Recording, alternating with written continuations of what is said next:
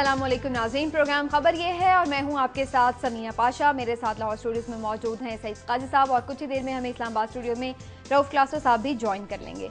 नाज़रीन, आज की एक खबर ये है जो कि अच्छी खबर है कि आफिया सिद्दीकी की रिहाई के लिए कुछ उम्मीद पैदा हो गई है। दुनिया न्यूज़ ने, रोज़नामा दुनिया ने यह खबर पहले ही ब्रेक कर दी थी। रऊफ क्लासर साहब ने 19 जुलाई को ही ये खबर ब्रेक कर दी थी और ये बताया था कि एक मुआहदा किया जा रहा है अमेरिका के साथ, जिसके तहत आफिया सिद्दीकी की रिहाई मुमकिन हो पाएगी और वो वापस वतन पहुंच जाएंगी। इस हवाले से आपको बता दें कि वफाकी काबीना ने एक मुसवदा तैयार कर लिया है, जिसे कल मंजूर भी कर लिया गया है वफाकी काबीना के इजलास में।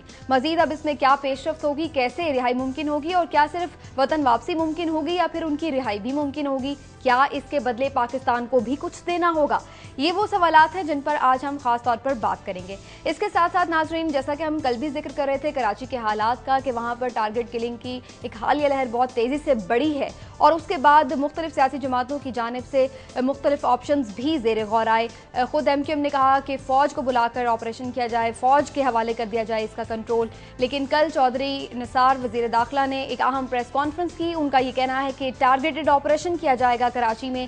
साथ ही साथ उन्होंने एक बड़ी वाज़ेह अल्फाज में ये भी बात बता दी है कि टारगेट किलर्स के सियासी जमातों से राबते हैं, वाबस्तगियाँ हैं, जिसकी वजह से अमन कायम नहीं हो पाता। और कुछ ऐसी ही बात कल बदअमनी केस में DG रेंजर्स ने भी सुप्रीम कोर्ट में की थी। नाज़रीन, इस सूरत हाल पर भी बात करेंगे कि अगर टारगेटेड ऑपरेशन होता है तो फिर क्या तमाम सियासी जमातें इस बात पर इत्तेफाक कर पाएंगी और उन्हें इस बात से कोई प्रॉब्लम तो नहीं होगा अगर ऐसा है कि टारगेट किलर्स के इन जमातों के साथ राबते हैं। तो आज इस सारी सूरत हाल पर हम बात करेंगे।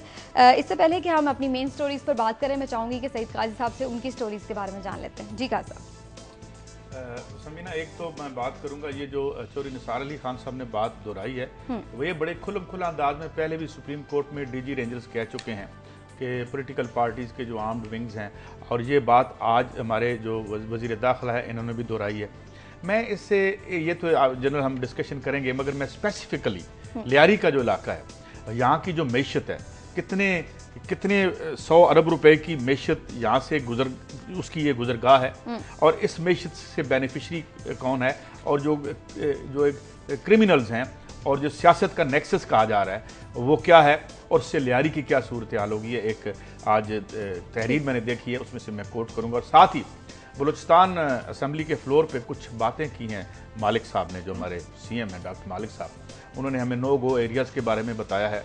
उन्होंने गैंग्स के नंबर ऑफ़ गैंग्स उन्होंने बताए हैं कि वहाँ पे जितने गैंग्स ऑपरेट कर रहे हैं अच्छा। और उसके बाद यानी ये एक इतराफ़ है कि जिस बड़े फैन फेयर के साथ वो आए थे, हमारा ख्याल था जो मिडिल क्लास से हैं, नेशनलिस्ट लीडर हैं, लेफ्ट ऑफ दी सेंटर जो है उनकी एक लीनिंग पॉलिटिकल रही है, तो ख़ुद वो भी क्या नाकाम हो गए हैं, तो किधर जाएंगे हम।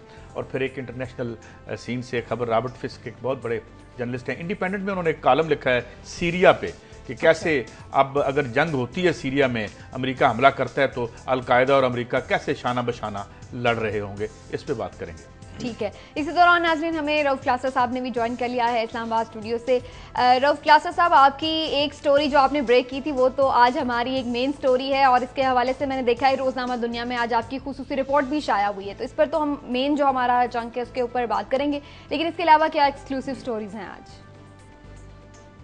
सुमीना, जैसे आपने कहा कि एक और भी आज हमने मेजर स्कूप दिया है जो रोज़नामा दुनिया में छपा हुआ है कि अगर ये बिल मंजूर हो जाता है या ये मुसवदा मंजूर हो जाता है तो आफिया सिद्दीकी अगर पाकिस्तान वापस आती है तो इसके तहत उनको सदारती उनको माफ़ी मिल सकती है, उनको रिहाई मिल सकती है। ये बाकायदा क्लाज इसमें शामिल है, एक्सक्लूसिव है, जो आज हमने रोज़नामा दुनिया में आज इसमें छपा, उस पर डिटेल से बात करेंगे। और जो लोकल फ्रंट पे इस्लामाबाद की हद तक 2-3 बड़ी इंटरेस्टिंग खबरें हैं। एक याद होगा आपको, यहाँ पे हम एक लेमिनेशन स्कैंडल को फॉलो कर रहे हैं, 1 करोड़ रुपए का स्कैंडल है। तो ये सुप्रीम कोर्ट ऑफ पाकिस्तान में आज उसकी फिर हेयरिंग हो रही है। फ्रांसीसी और अमेरिकन कंपनीज़ की जो टग ऑफ वार इस पर शुरू हुई थी और इसमें हमारे इमिग्रेशन डिपार्टमेंट का जो डल्टी रोल उसमें रहा है, 1 साल से जो लीगल बैटल चल रही है उसकी हम आपको डिटेल बताएंगे कि अब इसमें क्या नया हुआ है। और उसकी नए की सुप्रीम कोर्ट ऑफ पाकिस्तान में हेयरिंग हो रही है, 1 अरब रुपए का जो लेमिनेशन स्कैंडल, उसके पीछे एक नई कहानी क्या निकली, एक वो है। अच्छा। एक और बड़ी इंटरेस्टिंग स्टोरी आपसे शेयर करेंगे कि पाकिस्तान के दो जो साबिक वज़ीर दाखिला हैं, आफ्ताब शेरपाव साहब और फैसल साले हयात, सालाना इनकी सिक्योरिटी पे कितने पैसे खर्च हो रहे हैं। और कितने करोड़ रुपए लग रहे हैं, आपको वो भी डिटेल देंगे कि पाकिस्तान के दो जो साबिक वज़ीर दाखिला हैं उनकी सिक्योरिटी पे हमारे ये ख़जाने से, मुल्क से कितने पैसे खर्च किए जा रहे हैं, क्या क्या खर्च हो रहा है। और तीसरी बड़ी इंटरेस्टिंग एक छोटी सी स्टोरी है, लेकिन मेरा ख्याल है काजी साहब के बड़े इंटरेस्ट की होगी, कि जब हम हर वक्त यहाँ कहते रहते हैं कि हाँ, ये पाकिस्तान एक गरीब मुल्क है और यहाँ 70 से 80% आबादी गुर्बत का शिकार है, एक बड़ी इंटरेस्टिंग ये फिगर हमारे सामने आया है कि पाकिस्तान की जो आबादी है वो 18 करोड़ है और पाकिस्तान में टेलीफोन यहाँ सिम्स हैं जो बाकायदा वेरीफाइड है, नादरा ने वेरीफाई करके दिए, वो 20 करोड़ है। अच्छा। तो दुनिया का वाहिद मुल्क पाकिस्तान होगा जहाँ की आबादी 18 करोड़ है और टेलीफोन की सिम्स जो हैं वो 20 करोड़ से तजावज़ कर गई। इसकी भी आपको स्टोरी सुनाएंगे कि ये क्या इस पाकिस्तान में क्या हो रही है। ठीक है क्लास साहब, यकीनी तौर पर ये इंपॉर्टेंट स्टोरीज हैं, लेकिन सबसे अहम खबर जैसा कि नाज़रीन ने आपको बताया कि आफिया सिद्दीकी की वतन वापसी से मुतालिक जो मुआहदा होने जा रहा है उस पर सबसे पहले बात करते हैं। क्लास साहब, मैं सबसे पहले आपसे बात करना चाहूँगी। पहले मेरा ख्याल है कि हम ये क्लास साहब ने चूंकि 19 जुलाई को हमारे यहाँ 19 जुलाई ब्रेक की थी, बिल्कुल ब्रेक। तो मैं ये चाहता हूँ कि उनकी तरफ पहले वो देख लें एक क्लिप। हाँ, वो देख लें क्या। चलिए क्लास साहब, आप हमारे साथ तो मौजूद ही हैं, इस पर बात भी हम करते हैं, लेकिन नाज़रीन आपको 19 जुलाई का वो हम एक क्लिप दिखाते हैं जिसमें क्लास साहब ने ये खबर ब्रेक की थी। बड़ी अहम खबर आज की हमने देखी रोजनामा दुनिया में आफिया सिद्दीकी के हवाले से। अमेरिकी हुकूमत ने पहली बार आफिया सिद्दीकी के मामले पर बड़ी लचक दिखाई है। अब देखा जाए तो जो बॉल है पाकिस्तान के कोर्ट में है, जो 2 मुआहदे किए गए हैं उनकी डिटेल जरा शेयर कीजिए हमारे साथ। ये मेरा ख्याल है जैसे आपने कहा it's a big major breakthrough हुआ जो पाकिस्तान और अमेरिकन की ये डिप्लोमेसी भी चल रही थी, इस पे खासा पाकिस्तान की तरफ से दबाव भी था कि हम उनके अलाइज भी हैं। और आफिया सिद्दीकी जिसको उन्होंने ये 86 साल तक वो कैद की सज़ा सुनाई थी अमेरिकन कोर्ट ने, उस पे अब जाके अमेरिकन ने पहली दफ़ा लचक दिखे। और ये मेरे पास उसके प्रॉपर डॉक्यूमेंट्स भी हैं जिससे ये उसके फॉरेन ऑफिस के डॉक्यूमेंट्स हैं जिसमें ये बाकायदा तौर पर मेंशन किया गया है कि इस वक्त अमेरिकन जो हैं वो तैयार हैं ये आफिया सिद्दीकी को पाकिस्तान के हवाले करने के लिए। तो नाज़रीन, ये वो क्लिप था, आपने देखा कि शाज़िया ये प्रोग्राम कर रही थी और इसमें क्लास्टर साहब ने बताया कि वो डॉक्यूमेंट्स भी उन्होंने दिखाए कि जिसके ज़रिए उन्हें ये पता चला कि मुआहदा होने जा रहा है और जिससे आफिया सिद्दीकी की वतन वापसी की जो राह है वो हमवार होगी। साहब, फिर मेरा ख्याल है क्लास्टर साहब से लेकिन मैं क्लास साहब एक सवाल आपकी वसात से कपल कर दूं। कल से ये बात भी क्लास साहब हो रही है, मैं खुद वो मुआहदा निकाल के भी पढ़ता भी रहा कि भाई वो ये साकी ने कुछ मिलाना दिया हो शराब में वाली बात है, हमें भी कुछ देना पड़ेगा उन्हें, या इस पे जरा आप रोशनी डालिए। खास तौर पर डॉक्टर शकीला अफरीदी के हवाले से चेयर में गोइयां हो रही थी और उस पर लोगों के तहफ़्फ़ुज़ात। ये बड़ा अहम सवाल किया आपने। एक तो जैसे हमने कहा ना कि या तो हम दूध के जले हुए छाछ को फूंक फूंक के पीते हैं, या कोई हमारे अंदर कंस्पिरेसी थ्योरी इतनी ज़्यादा हो गई हैं कि हम किसी पॉजिटिव डेवलपमेंट को उस वक्त तक अंडरस्टैंड करना ही नहीं चाहते जब तक उसके साथ 2-4 कोई साजिशें ना जुड़ी हुई हों। ये पाकिस्तान में इतनी बड़ी बिग कन्फ्यूजन है और बहुत बड़े पढ़े लिखे तबके में आ रही है। शायद उसकी वजह यह है कि लोगों ने अभी तक वो मुआहदा पढ़ा नहीं है, उन तक उनके एक्सेस नहीं है कि इसकी यहाँ क्लासेस क्या हैं। ये जो मुआहदा कल हुआ है इसमें बड़ा क्लियरली तौर पर 2 चीज़ें हैं जो मेरा ख्याल समझने की ज़रूरत है। आज भी मैंने अखबारात में देखा बिल्कुल भरा हुआ है, एक ही मतलब वो कहते हैं ना उसके ट्रक की बत्ती के पीछे हम लग गए हैं कि ये शायद अमेरिकन हमसे क्या लेना चाहते हैं या क्या शकील अफरीदी की क्या कहानी होगी, इसके बदले में क्या निकलेगा। साजिशी थियोरीज़ का ये बहुत बड़ा जाल आज मैंने अखबारात में देखा, इसलिए बड़ा अच्छा सवाल किया काजी साहब आपने ताकि हम इसको एक्सप्लेन करें। इन मुआहदों के तहत ये लिखा हुआ है कि जो इन दोनों मुल्कों के नेशनल हैं आप सिर्फ अब उनको एक्सचेंज कर सकते हैं, प्रिजनर को, अब सिटीज़न को नहीं कर सकेंगे। इसमें फ़र्क है, एक नेशनल क्या होता है, एक उसमें सिटीज़न क्या होता है। ये नेशनल होते हैं, हम पाकिस्तान के नेशनल हैं, या कोई अमेरिकन का अब बराक ओबामा कह रहे हैं नेशनल है। जो लोग उस मुल्क में पैदा होते हैं उनको नेशनल क्या कहा जाता है। मैं अगर यहाँ से अमेरिका चला जाऊँ, वहाँ की शरीयत ले जाऊँ, मुझे सिटीज़न कहा जाएगा। कोई अमेरिकन शहरी पाकिस्तान में आकर रहना शुरू कर दे, यहाँ की शरीयत ले के वो यहाँ का सिटीज़न होगा, यहाँ का नेशनल नहीं होगा। इस मुआहदे के तहत जो दोनों मुल्क हैं ये सिर्फ अपने नेशनल जो इनके होंगे, प्रिजनर होंगे, उनको एक्सचेंज कर सकते हैं। जो वहाँ अमेरिका में पैदा हुआ है वो पाकिस्तान से लिया जा सकता है, जो पाकिस्तान में पैदा हुआ है आप उसको वहाँ की जेल से ला सकते हैं। लिहाजा फ़िलहाल जो on the face of it जो मेरे पास ये डॉक्यूमेंट्स हैं, जो मुआहदे की कापीज़ हैं, कि इस तरह की कोई बात नहीं है। सिर्फ वही लोग वापस जा सकेंगे अमेरिका जो वहाँ के बाकायदा नेशनल हैं, जो पैदा हुए हैं और पाकिस्तान में आए, किसी वजह से जुर्म किया, उनको सज़ा मिली, उनको एक्सचेंज किया जा सकता है। जहाँ तक डॉक्टर शकील अफरीदी की बात है कि शायद उनको अमेरिकन जो है वो उनको सिटीजनशिप दे के कल को डिमांड करेंगे कि अब ये भी हमारे शहरी दे दें। एटलीस्ट इस मुआहदे के तहत जो यूरोपियन कन्वेंशन का इनका मुआहदा हो रहा है उसमें यह क्लास कवर नहीं हो रही। इससे शकील अफरीदी को कल अगर सिटीजनशिप दे भी देते हैं अमेरिकन तो इस मुआहदे के तहत वो इनको पाकिस्तान से नहीं मांग सकते। सो ये चीज ये बात तो क्लियर हो गई कि डॉक्टर शकील आफरीदी को हवाले नहीं करना पड़ेगा क्योंकि वो पाकिस्तानी शहरियां यहीं पर पैदा हुए हैं और इसी मामले पर नाज़रीन पैदा नहीं हुए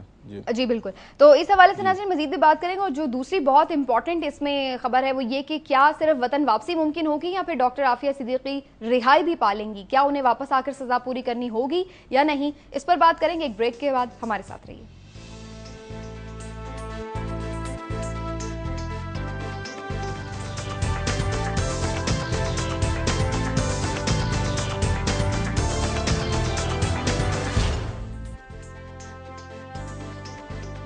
वेलकम बैक नाजरीन। तो जैसे कि बात हो रही थी आफिया सिद्दीकी की वतन वापसी से मुतालिक, तो इसी पर एक सवाल ये भी उठता है कि क्या उन्हें वतन वापस आकर अपनी सज़ा मुकम्मल करना होगी या फिर उन्हें रिहाई भी मिल सकती है, क्योंकि पाकिस्तानी कानून के तहत अगर सदर किसी की सज़ा मुआफ़ कर दें तो फिर उसकी सज़ा मुआफ़ हो सकती है। क्लासा साहब, इस मुआहदे के तहत क्या ऐसा कुछ मिलता है इशारा या ऐसी कोई वजाहत मिलती है कि वतन वापसी के बाद रिहाई भी हो पाएगी आफिया सिद्दीकी की?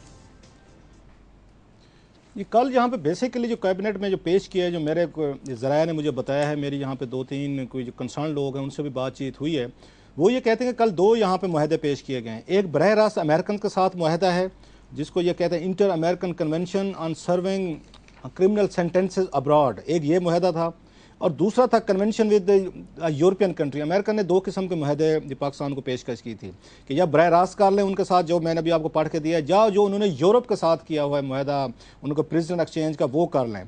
तो इस पे खासी कल कैबिनेट में डिबेट हुई और इसके अंदर की कहानी हम इसको एज ए फॉलो अप आपको कल मज़े की कहानी बताएंगे कि अंदर वहाँ पे कैबिनेट में क्या हुआ। आज के दिन के लिए मैं थोड़ा सा जानबूझ के उसको होल्ड कर रहा हूँ, उस पर फर्दर मैंने काम करना है, तो बड़ी इंटरेस्टिंग चीज़ें सामने आ रही है। नहीं, मैं उसको जानबूझ के करूँगा, कुछ फर्दर मैंने आज इस पर काम करना है। कल आपके साथ ये मजीद लेके आएंगे कि आफिया सिद्दीकी केस पे वहाँ पे क्या डिबेट हुई है कैबिनेट में, मैंने कुछ फैक्ट्स वेरीफाई करने हैं। तो लेकिन कल जो उसमें ये पेश की गई हैं चीज़ें वो बड़ी इंटरेस्टिंग थी। ये 2 मुआहदे, इनकी डिफरेंट इनकी पाकिस्तान के लिए इम्प्लीकेशन थी, पॉजिटिव या नेगेटिव देख लें।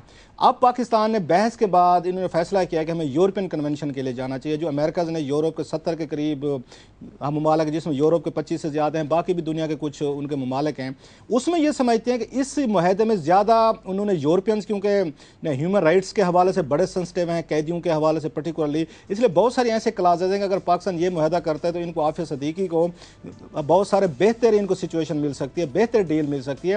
और सबसे इंपॉर्टेंट जो क्लास है, जो आज हमने स्टोरी ब्रेक किया रोज़नामा दुनिया में, एक तरह का स्कूप है ये भी हमारा, कि इसमें आर्टिकल 13 में लिखा हुआ है इस मुआहदे के तहत कि अगर पाकिस्तान जो साइन करता है ये कन्वेंशन वाला मुआहदा, जो पाकिस्तानी हुकूमत तो तैयार होगी, अब अमेरिकन ने करना है और यूरोपियन ने इसको आके एंडोर्स करना है, उसके तहत जब ये वापस आएंगी और अगर पाकिस्तान के लाज इजाज़त देते हैं तो इसकी सज़ा भी माफ़ हो सकती है और इसको यहाँ पे रिहाई भी मिल सकती है। ये बाकायदा क्लाज इसमें शामिल है, लिहाजा इसमें गुड न्यूज़ हो सकती है जो उनके सिंपथाइज़र हैं आफिया सिद्दीकी को वापस लाना चाहते हैं, कि ना सिर्फ वो वापस आ सकती हैं इस मुआहदे के तहत, बल्कि अगर सदर पाकिस्तान जो पावर्स हैं इनके पास ये किसी को भी, ये क्रिमिनल को या किसी भी मुजरिम को माफ़ करने की, तो उनको इस्तेमाल करते हुए आफिया सिद्दीकी की उनकी जो 86 साल उनकी जो सज़ा है उसको माफ़ करके उनको रिलीज़ भी किया जा सकता है। और थोड़ा सा मैं आपको बैकग्राउंड देता जाऊँ, इससे पहले ये वाक़यात हो चुके हैं, जो सदर पाकिस्तान के पास इवन सजाए मौत के कैदियों को माफ़ करने का हक हासिल है। आपको अगर रिसेंट हिस्ट्री में देखें तो ये रफ़ीक तारड़ साहब ने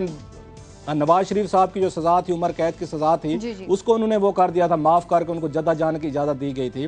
और इसी तरह हमने देखा सदर जरदारी साहब, ये जब सदर थे, इनके 2-3 बड़े करीबी दोस्तों को सज़ा मिली सुप्रीम कोर्ट ऑफ पाकिस्तान से, तो सदर जरदारी साहब ने वो पावर्स इस्तेमाल करते हुए उन्होंने अपने दोस्तों की सज़ा माफ़ करके रिहा किया। लिहाजा ये पॉसिबिलिटी मौजूद है और क्लाज इसमें शामिल है जिसके तहत आफिया सिद्दीकी अगर पाकिस्तान आती हैं और सदर पाकिस्तान अगर चाहें या हुकूमत चाहेगी, उनकी सज़ा माफ़ करके उनको रिहा किया जा सकता है। लेकिन क्लासा साहब, इस रिपोर्ट में मैं ये भी देख रही थी, ये भी लिखा हुआ था कि जब सजा उनकी मुकम्मल होगी तो पाकिस्तान को रिपोर्ट भी करना होगा कि भाई उनकी सजा कब मुकम्मल हुई, कैसे मुकम्मल हुई। तो फिर इसका मतलब ये नहीं कि इस पर अमेरिकन एतराज कर सकते हैं कि क्यों नहीं सजा पूरी हुई? नहीं, बिल्कुल। अब समीना, मादर पिदर आज़ाद तो कोई नहीं मतलब मुआहदा हो सकता। और अभी काजी साहब ने बड़ा अच्छा सवाल वो रेज किया था कि जो हम ये कह रहे हैं कि अमेरिकन को क्या मिलेगा, मसलन ये मेरा कोई एग्रीमेंट होता है, काजी साहब के साथ होता है या आपके साथ या किसी के साथ होता है, ये कैसे हो सकता है कि मुझे तो 100% उस मुआहदे से फायदा हो रहा है और आप लोगों को नुकसान हो रहा है? ये हो सकता है वर्ल्ड वार, तो टू वे होता है, ये वर्ल्ड वार सेकंड के बाद नहीं, वर्ल्ड वार सेकंड में तो हमने देखा था कि जब उसके बाद ये अलाइज फोर्सेज और उनके दरमियान जो फाते थे, मफतूत काजी साहब उस हिस्ट्री को ज़्यादा बेहतर जानते हैं, वो उनको हमें बताएंगे, इस तरह के मुआहदे किए गए थे कि जो हारने वाले थे उन पर कितनी कितनी सख्त शराइत रखी गई थी वर्ल्ड वार सेकंड के बाद, फाइन। लेकिन जब इस तरह के मुआहदे दो मुल्कों के दरमियान होते हैं तो डेफिनेटली जो फायदे मुझे उस मुआहदे से होने हैं तो सेम जो फायदे हैं उस रियासत को भी होने हैं और होने भी चाहिए। अगर दोनों का इंटरेस्ट नहीं होगा, दोनों को कहीं ना कहीं पे कोई मैरिज ऑफ कन्वीनियंस नहीं लगेगी तो क्यों मुआहदा करेंगे। इसलिए पाकिस्तान में ये कहना, ये समझना कि देखें जी अमेरिकन को इससे क्या मिल रहा है और क्यों करना चाहते हैं, मेरा ख्याल है दैट्स अ बिट अनफेयर कि जो फायदा हम अगर आफिया सदीकी को मैं ये पूछना चाह रही थी आपसे कि अब आपका ये तहफ़्फ़ुज़ात आपके दूर हो गए कि मुझे साजिशी कुछ एलिमेंट खत्म हुए आपके? इसमें कोई ऐसी कॉन्स्पिरेसी थ्योरी की बात नहीं है। मुझे ये बताएं क्या कॉन्स्पिरेसी थ्योरी है? इराक पे यूएन को ने इजाजत नहीं दी थी अमेरिका को, इराक में घुस गया, आज उसको सीरिया में इजाजत नहीं मिल रही और वो कह रहा है कि मैं डायरेक्ट अटैक कर दूंगा सीरिया पे। हमारे यहाँ रेमंड डेविस तो सामने आ गया, 726 बंदे उठा के ले गया, यहाँ से हांगकांग ले जाते थे, वहां से गुआंतानामो बे ले जाते थे और रिपोर्टें छपी हैं कि वो जो बंदे ले गए उनमें कोई ड्राइवर था और कोई उनको सामने नहीं लेके आ रहे क्योंकि एक बड़ी पब्लिक एम्बैरेसमेंट होगी। ताकत के अपने डायनामिक्स होते हैं, ठीक है, आप ये आ जाएंगे, हमारे यहाँ एक पब्लिक सेंटीमेंट है, अमेरिका की जो एंटी अमेरिका जो फीलिंग्स है वो अरूज पे और वो बिला वजह नहीं है, वो बिला जवाज नहीं है। अमेरिका की अपनी गवर्नमेंट अपने मुल्क में जितनी अनपॉपुलर है, मिसाल के तौर पे बारक ओबामा वो अब प्रेसिडेंट हिस्ट्री में बन गया है कि जिनकी जो अनपॉपुलैरिटी है, जितनी तारीख में जितनी 84% अप्रूवल रेटिंग थी उनकी, आज वो लोएस्ट ऐप पे बैठे हुए हैं। एक छोटे से बच्चे ने सवाल किया एक फंक्शन में ओबामा साहब से कि mister president why are you so unpopular. तो अब ये बात, तो मेरे ख्याल में अमेरिका को वायदे की कोई जरूरत नहीं है, मगर हमारे शोई के लिए अच्छा है वो आ जाए और उसको पॉलिटिकली फायदा होगा। वैसे 84 साल उसको सजा दे दी है, एक औरत ने उठ के बंदूक छीन ली, औरत ने मार दी, तो ये इस किस्म की कहानी। पॉलिटिकली फायदा होगा पीएमएलएन को? मेरे ख्याल 4-5 दिन होगा, उसके बाद फिर बिजली की कीमत बढ़ेगी, फिर पेट्रोल की कीमत बढ़ेगी, ये सौदा कितने दिन बेचेंगे। चलिए सही है, थोड़ा आगे बढ़ते हैं नाज़रीन। एक और अहम खबर ये है कि कराची में अब कार्रवाई का फैसला किया गया है। वफाकी हुकूमत भी कुछ एक्शन में नजर आई है और वफाकी वज़ीर दाखिला चौधरी निसार ने अहम प्रेस कॉन्फ्रेंस की है। इसकी डिटेल में जाए बगैर मैं कायद साहब इस पर बात ही करना चाहूँगी। जैसे कि इस पर मुख्तलिफ वो आ चुके हैं ओपिनियंस भी, वो तो साफ कह रहे हैं कि टारगेट किलर्स की सियासी वाबस्तगियाँ हैं, राब्ते हैं सियासी जमातों से, वो छुड़ा लेते हैं, फिर बाद में तो फिर कार्रवाई का फायदा क्या? बात ये है कि मैं जब ये खबर पढ़ रहा था, कल डीजी रेंजर्स ने जो बात की दोहरा दी उन्होंने, मगर बात बढ़िया है। मैं फितराने का जिक्र किया उन्होंने जी कि फितराना भी ये लिखते हैं, बड़े मुस्तहिक लोग हैं, इनको ही देना चाहिए फितराना हमें। लेकिन अगर जो बात वजीर दाखिला, I have no reason to disbelieve जो हमारे जो वजीर दाखिला कह रहे हैं कि वो एक जिम्मेदार आदमी है, बड़े पुराने पॉलिटिशियन है, मेरे तो इलाके से भी उनका ताल्लुक है, तो मैं अगर वो ये बात कह रहे हैं तो इसका मतलब फिर मुझे मिसाल क्लास साहब यही नजर आई कि इससे लगता है कि किसी डॉक्टर से हम कह दें कि हजूर जरा अपनी टांग एम्प्यूटेट कर दें, अपनी टांग खुद काटें, आप खुद अपना ऑपरेशन आप करें। और दूसरी बात यह कि जो जिम्मेदारी उन्होंने हमारे इंतहाई एफिशिएंट वजीर आला किबला के जो कायम अली शाह साहब को दे दिया उन्होंने, आपको पता है वो कितनी एक मजबूत शख्सियत है और उनके वो क्रीडेंशियल्स कौन से थे जिसके बायस उन्हें पिछले 5 साल भी मिले वजारत उज़्मा आला के और अब भी मिले, और उनके दौर में किसने कितनी जमीनें, जो उनका असल मकसद वहां पे हुक्मरानी था या जो उनके रेवेन्यू डिपार्टमेंट में लीजें करवानी थी जमीन की 90 साल की। तो मेरे ख्याल में ये एक सुर्खी बन गई है, आप भी करके देख लें, ये भी आके करके देख लें, और मैं जब आऊंगा इसके बाद आपका कमेंट लेने के बाद तो मैं आपको बताऊंगा क्लास साहब अपनी स्टोरी में कि लियारी में कितनी बड़ी दिहाड़ी है और उस दिहाड़ी के लिए कैसे भिखारी बन गए हैं इस बस्ती के रहने वाले लोग। आपसे जो मैं खास तौर पर पूछना चाह रही हूँ वो ये कि पीपल्स पार्टी भी टारगेटेड ऑपरेशन तो करती रही है, जिस तरह भी नाम नेहाद सही है, जो भी उससे फायदा हुआ नहीं हुआ वो एक अलग बात है, लेकिन बहरहाल उन्होंने भी किए हैं और यही पुलिस और रेंजर्स के जरिए किए हैं। अब वफाकी वज़ीर दाखिला ने भी जो एक गाइडलाइन दी है वो यही लाइंस बता रहे हैं, कुछ डिफरेंट नहीं बता रहे, तो फिर क्या बिलीव किया जाए कि क्या फर्क पड़ जाएगा? ये तो फिर वही प्रैक्टिस तो नहीं हो जाएगी पहले जैसी। एक तो समीना इसमें कोई शक नहीं है, हमें ग्राउंड रियलिटीज थोड़ी सी देखनी होगी कि वफाकी हुकूमत के हाथ बंधे हुए हैं, ये एक हद तक जाके इंटरवेंशन कर सकते हैं, पर्टिकुलर सिंध की हुकूमत में जो इनकी मुखालिफ हुकूमत समझी जाएगी। और ऑलरेडी खुद मुख्तारी के नाम पे हमने जो रोमांटिक एक नारा ईजाद किया है कि सूबों को खुद मुख्तार होना चाहिए, चाहे सूबे आगे से डिक्टेटर बन जाएं ज़िलों के लिए और सारे फंड जो हैं अपने अपने शहरों में, बड़े बड़े शहरों में लगा लें। उसके लिए चौधरी निसार अली खान पहले भी ये मुतनाज़ा इस पे हो चुके हैं, क्लैरिफिकेशन भी उन्होंने की थी। उन्होंने बयान दिया था कि हम आपको 1 महीना दे रहे हैं, 2 महीने दे रहे हैं, सिंध हुकूमत को अपने मामला ठीक कर ले, नहीं तो फिर हम उसमें आके मुदाखलत करेंगे। इसके बाद में उन्होंने आगे वजाहत भी की थी कौमी असम्बली में, और खासा शोर भी मचा था, तनकीद भी हुई थी कि ये वफाकी हुकूमत जो है वो कैसे इंटरवीन कर सकते हैं सूबाई हुकूमत में, और पर्टिकुलरली जब लॉ एंड आर्डर जो है वो ये सूबों का मसला है। लेकिन जो कायद साहब बात करें वो बड़ी इंटरेस्टिंग है, बल्कि मेरा ख्याल है एक तरह के हंसने या रोने वाला मकाम है। और इसके अलावा कोई ऑप्शन भी नहीं था चौधरी निसार अली खान साहब के अलावा के पास वो ये बयान ना देते। चौधरी निसार अली खान साहब फरमाते हैं कि वज़ीर आला सिंध जो हैं कैमल शाह साहब, जो ये माशाल्लाह इस वक्त मेरे को 84 साल उम्र से ज़्यादा हो चुके हैं, वो इस टीम के कप्तान होंगे जो कराची में ऑपरेशन करेगी। अगर कप्तान कैमल शाह साहब होंगे, जो बाई डिफ़ॉल्ट होना पड़ेगा बिकॉज वो चीफ मिनिस्टर है, उनके बगैर तो नहीं चलता, तो फिर हमें नताइज का पहले से इल्म है, वो का सब ठीक कह रहे हैं, फिर हमें नतीजे का भी पता है, फिर हमें उसके आउटकम का भी पता है। मुझे एक घिसा पिटा सा लतीफ़ा याद आ गया, वर्ल्ड वार सेकंड के बाद एक डिप्टी कमिश्नर साहब किसी ज़िले में गए और वहाँ की बिरादरी को बुलाया, उन्होंने कहा जी सल्तनत बरतानिया पर बड़ा बुरा वक्त आप आ गया, जापान की फौजें हिंदुस्तान पर हमलावर हो रही हैं, आप अपने बंदे दें, तोपें दें, गोलियाँ दें, गन्ने दें, हमने जंग लड़नी है। तो एक बूढ़ा देहाती खड़ा हो गया, उसने हाथ बांधे, उसने कहा सरकार अगर आपने जंग आप हमारे गाँव की वजह से लड़नी है और जीतनी है तो हमारा मशवरा ये होगा बरतानवी ये सरकार को कि आप जापानियों के साथ जाकर सुलह कर लें। तो सेम ये हमारे ऊपर अप्लाई करता है कि अगर आपने जाके कप्तान बनाना है इनको, ये आपने सुनाया है तो मेरा भी लतीफा है, आप मेरा लतीफा भी सुन लें कि ये वर्ल्ड वार सेकंड की बात है, क्योंकि ये हमारा जो इलाका है चकवाल, यहाँ से बड़े फौजी जाते थे, तो एक किसी सादा लो देहाती का बेटा जब माज पे चला गया जर्मनी से लड़ने, तो किसी ने पूछा आपका बेटा, कहता है बेटा चला गया अल्लाह खैर करे, जर्मनी भी बहुत बड़ी ताकत है, तो पुत्र मेरा भी बड़ा कौड़ा है, यानी my son is also very aggressive. तो मैं देखें कैमल शाह साहब क्या करते हैं।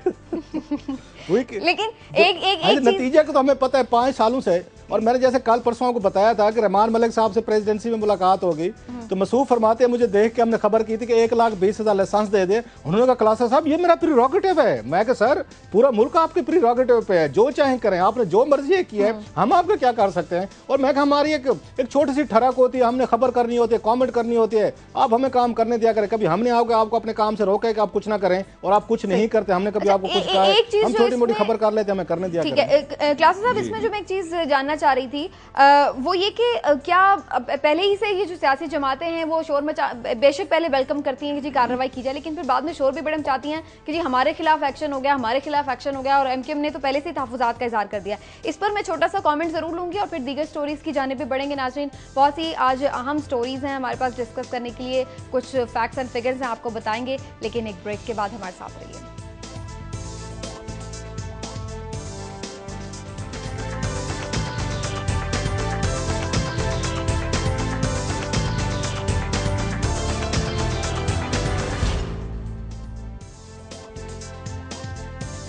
वेलकम बैक नाज़रीन। तो बात हो रही थी कराची में मुजव्वज़ा कार्रवाई के हवाले से। क्लास साहब, जैसा कि मैं जानना चाह रही थी कि मुख्तलिफ सियासी जमातें पहले तो वेलकम करती हैं, लेकिन फिर बाद में हमें रोती हुई भी नजर आती हैं कि जी हमारे खिलाफ ही ऑपरेशन हुआ है, सिर्फ हमारे खिलाफ कार्रवाई हुई है, बल्कि एमकेएम ने पहले से ही कह दिया जी 92 वाला ऑपरेशन ना हो, हमें दीवार से ना लगाया जाए वगैरह वगैरह। तो अक्रॉस द बोर्ड कैसे कार्रवाई हो सकेगी सूरत हाल में, फिर जब आप ये भी कहते हैं कि हम सबको साथ लेके चलेंगे? ये मुमकिन नहीं है। बड़ा अच्छी आपने बात की समीना, ये मुमकिन नहीं है, सबको खुश नहीं कर सकते। मैं भी अपने घर में पूरे अपनी फैमिली के मेम्बरान को मैं भी खुश नहीं कर सकता। जब मैंने कुछ काम करने होते 2-4 को मुझे भी वहाँ पे अपने घर की बात सुना और मुझे 2-4 को अफेंड करना पड़ता है, और फिर जाके कोई घर में मैं कोई बात ये कर सकता हूँ या हो सकती है। सेम अप्लाई करते हैं किसी भी गवर्नेंस पे। अब ये कैसे मुमकिन है? कराची ये शहर की आबादी 2-2.5 करोड़ से बढ़ चुकी है। 2-2.5 करोड़ लोगों को एतमाद में लें, उनको कन्विंस करें, उनके साथ APC करें, उनके साथ मुज़ाकरात करें, उनके साथ डिनर और उसके बाद लंचेस करें, और फिर समझाएं ये कितना ज़रूरी है। और अगर 2.5 करोड़ बंदे या उनके नुमाइंदे राज़ी हो जाएं तो फिर ऑपरेशन करें। ये दुनिया में कभी मैंने तो नहीं सुना इस तरह की हालत कि अगर कहीं पे इस तरह की आपके सिचुएशन पेश हो जाए, वहाँ की रियासत या उनके इदारे इंडिपेंडेंट फैसला करते हैं। वो कोई जाके हाँ ये उसके बाद ब्रीफिंग ज़रूर देते हैं, कोई कमेटी उनको बुला ले, स्टैंडिंग कमेटी बुला ले या हाउस उनको बुला ले कि आप आए हमें ब्रीफ करें, उसके बाद वो जाते हैं। लेकिन ये कभी नहीं होता कि पहले अब 10-12 साल से कराची पे कंसेंसस पैदा करने की ज़रूरत हो रही है। इंटरेस्टिंग क्या हो रहा है काम और मेरा ख्याल जनरल मुशर्रफ साहब को ब्लेम लेना चाहिए। उनके बड़े बाज़ दफ़ा मैं देखता हूँ इतने क्राइम्स हैं सोसाइटी के लिए जो इतनी आसानी से नहीं जाएंगे, जैसे जनरल जिया के दौर के होने वाले मजालिम या क्राइम में उनकी इम्प्लीकेशन है कि ये आते हैं। ये पहले भी हमने कहा 32 के करीब दहशतगर्द जो पकड़े थे वहाँ पे एजेंसीज ने या वहाँ पे लॉ एनफोर्समेंट ने, उनको आपने पेरोल पे रिहा किया है। जो कातिल थे जो बाकायदा डेथ रो पे थे, उसके बाद आपकी सिक्योरिटी फोर्सेज का डीमोरलाइजेशन का लेवल तो जरा इमेजिन करें। जान जोखिम में डाल लेके उनकी प्रोसिक्यूशन करवा के आप उनको जेलों में डाल के बैठे हुए हैं। पता यह चलता है सदर साहब आते हैं और आर्मी चीफ साहब आते हैं, उनको एक पॉलिटिकल पार्टी के वहां पे सपोर्ट चाहिए। सपोर्ट लेने के लिए वो 32 के करीब जो कातिल उनको रिहा कर देते हैं, तो फिर कैसे अमन आएगा।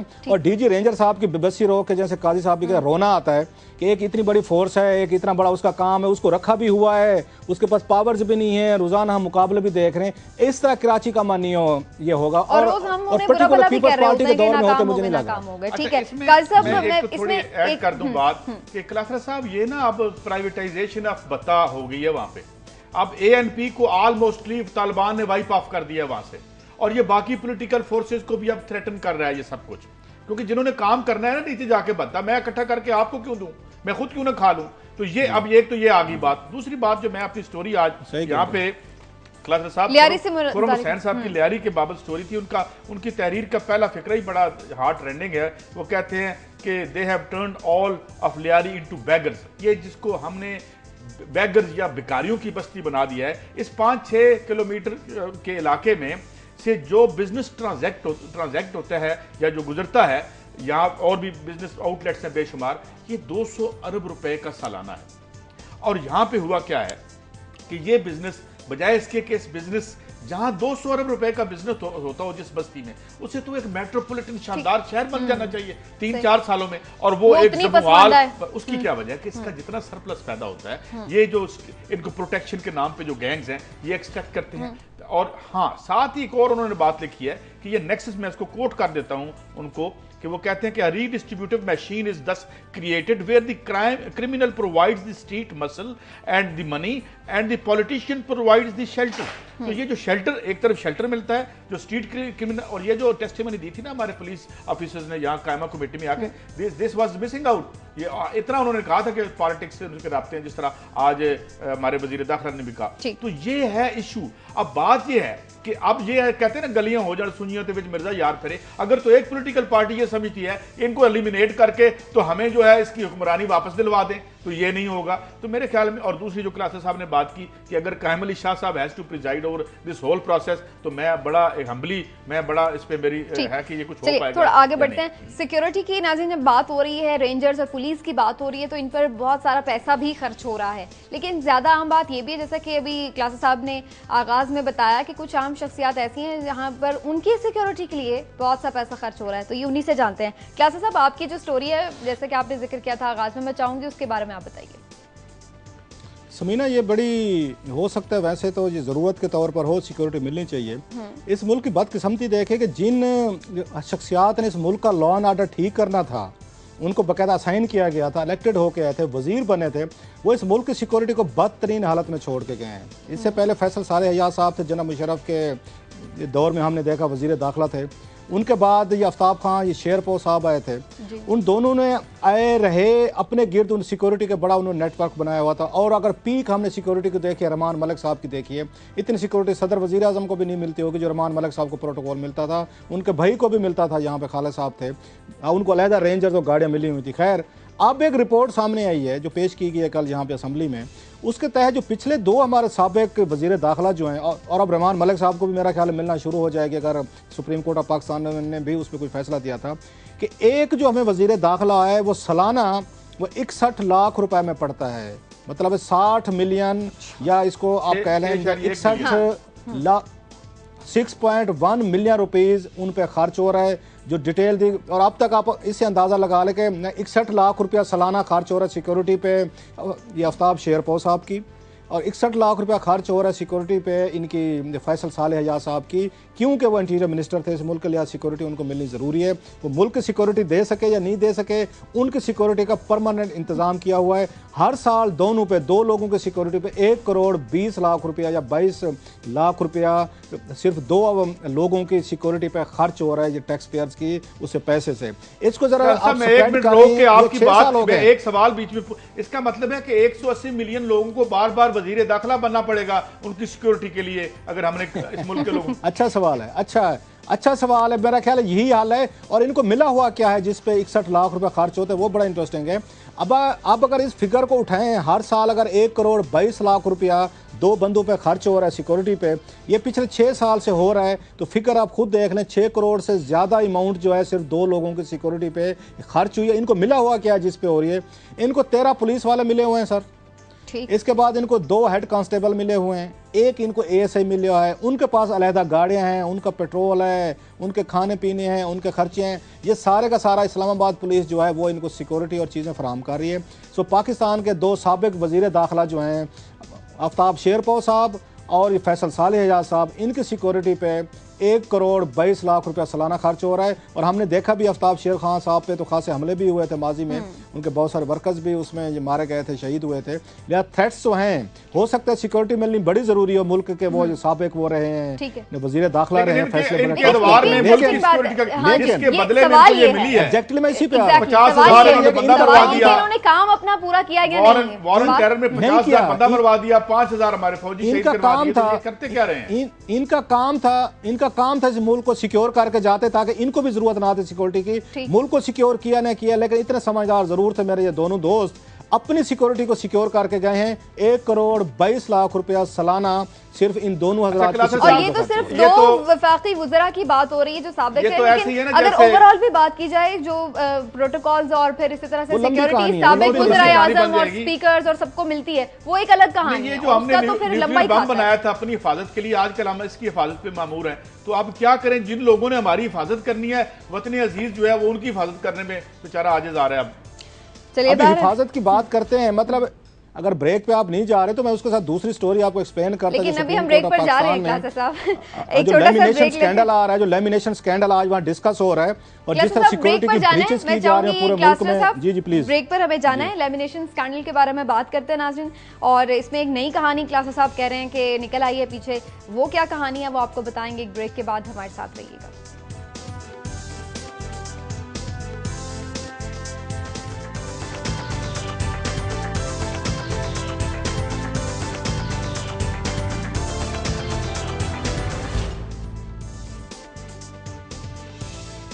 वेलकम बैक नाजरीन। तो जैसा कि ब्रेक पर जाने से पहले बात हो रही थी कि लेमिनेशन स्कैंडल में एक नया स्कैंडल निकला है, एक नई कहानी निकल आई है, वो क्या है क्लास साहब से जानते हैं। जी क्लास साहब, अब क्या कहानी निकल आई है?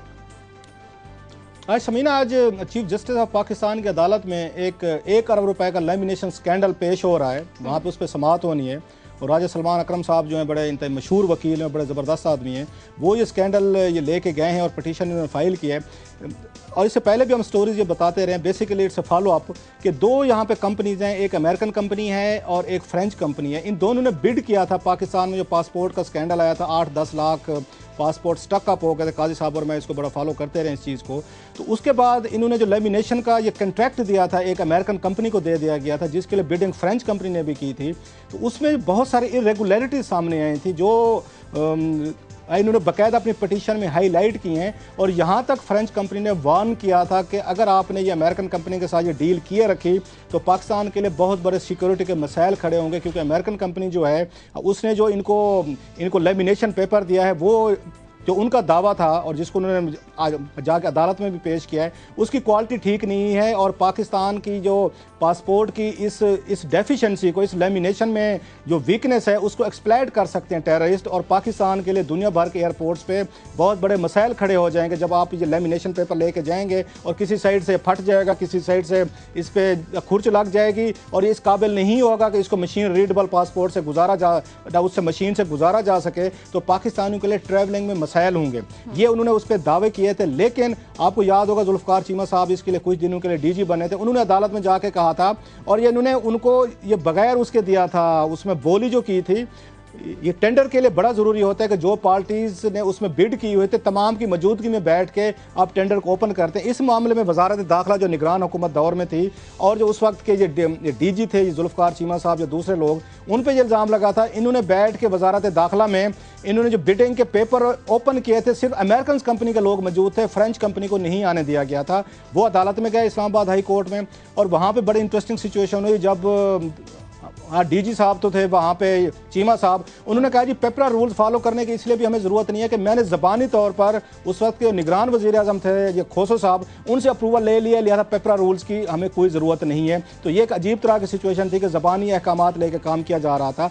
अब जाकर सुप्रीम कोर्ट में जो नई पिटीशन की गई है उसमें एक बड़ी लंबी उन्होंने एलिगेशन की लिस्ट लगाई है फ्रेंच कंपनी ने। उन्होंने बताया कि कैसे कैसे, इवन उन्होंने, हम नाम नहीं ले सकते आउट ऑफ रिस्पेक्ट इस, लेकिन पिटीशन में दिए गए, उन्होंने बाज़ ये जजेस के ये कंडक्ट के बारे में भी सवालात उठाए हैं इस फ्रेंच कंपनी ने जो आज सुप्रीम कोर्ट ऑफ पाकिस्तान में पेश होने होते हैं। हम एहतराम की वजह से बात नहीं करते कि एक मामला जो है कोर्ट में, नाम हम नहीं ले रहे, लेकिन उन्होंने ये कहा है कि उन जज साहब के पास जिनके पास ये केस था उन्होंने बैठ के एक बाकायदा अपना इन कैमरा अपने चैम्बर में उन्होंने अमेरिकन कंपनी से ब्रीफिंग ली और लैपटॉप पे ब्रीफिंग ली और उनके पास कोई एक्सपर्टीज नहीं थी कि वो चेक कर सकते हैं कि ये जो लेमिनेशन है ये प्रॉपर है या नहीं है, लेकिन जज साहब ने अपने चैम्बर में बैठ के ली, उनको लैपटॉप पे बाकायदा एक ब्रीफिंग दी गई, उन्होंने वहीं पे बैठ के सिक्योरिटी क्लियरेंस दे दी जो वो नहीं कर सकते थे। ये लैब्स का काम होता है, टेक्निकल लोगों का काम होता है। और प्लस उनका ये भी कहना था कि इस ब्रीफिंग में हमें नहीं बैठने दिया गया, हम बताते कि हमारी क्या क्या रिजर्वेशन है, लिहाजा जो उन जज साहब के खिलाफ इनकी शिकायत हैं वो भी आज सुप्रीम कोर्ट ऑफ पाकिस्तान में बाकायदा पेश की जा रही हैं चीफ जस्टिस के सामने कि आप देखें किस तरीके के साथ हमारे साथ नाइंसाफी की गई है। सो ये पहली दफा इस तरह का केस हो रहा है जिसमें एक जज के कंडक्ट पे एक जो फ्रेंच पार्टी है उन्होंने बाकायदा जाकर सुप्रीम कोर्ट को अप्रोच किया है और आज ये चीफ जस्टिस के सामने 1 बिलियन ये लेमिनेशन स्कैंडल में होने वाली जो उसमें इरेगुलरिटीज हैं और इल्जामात हैं कि अमेरिकन कंपनी ने या उसको फेवर की है गलत तरीके से, आज ये सुप्रीम कोर्ट में पेश हो रहा है। स्टोरी के यूं लग रहा है कि अंदर से एक और स्टोरी और बिल्कुल ही एक अलग सी बात निकल आई है। बहरहाल कोई प्यूनिटिव एक्शन भी हो, पता चले सारी बातें जो है अब आगे समाअत होगी तो पता चलेगा कि क्या निकलता है इसमें से। का साहब आपने एक बहुत इंपॉर्टेंट बात की आज बलोचिस्तान के हवाले से, वजीर आला ने कुछ एडमिट किया है, क्या कहते हैं? पे कुछ उन्होंने फैक्ट्स एंड फिगर्स दिए, जाहिर है is the most well informed person है। एक तो उन्होंने बताया है कि इवन जो कोयटा है उसमें भी अब नो गो एरियाज बन गए हैं और जो खासतौर पे ये जो सरियाब रोड है या कोयटा टू मंड एंड तुर्बत और ये जो इलाके हैं, और साथ उन्होंने बताया कि सिर्फ कोयटा के अंदर 78 जो हैं वो गैंग्स जो हैं वो ऑपरेट कर रहे हैं। और फिर उन्होंने ये भी कहा है कि तकरीबन 70,000 बच्चा इस साल स्कूलों में नहीं जा सका। एक मैसिव एक्सोडस हो रहा है एक इस दहशतगर्दी की वजह से, जैसे बस्तियों को हमने जो है वो रहमो करम पे छोड़ दिया है, इन सारे वहाँ भी यही एक्सटॉर्शन है, भत्ता है, माल है, तो वो लोग जो है हिजरत करते हैं हिफाजत के लिए, कहीं तहफ़्फ़ुज़ के लिए, कहीं पनाह के लिए। ये बच्चे पहले ही क्या, इस वक्त सबसे बुरे जो हमारे सोशल फिगर्स हैं वो बलूचिस्तान के हैं, सबसे ज़्यादा बच्चे जो हैं वो स्कूलों में पहले से वहाँ बाहर हैं वहाँ पे। अच्छा, मैं ये सोच रहा था कि ये हमने बड़े फैन फेयर के साथ यही प्रोग्राम किया था क्लासा साहब के साथ, जी मालिक साहब आ गए हैं और बड़ा जो है वो अब शायद बेहतरी हो जाए, तो ये हमें ये कहानी क्यों सुना रहे हैं?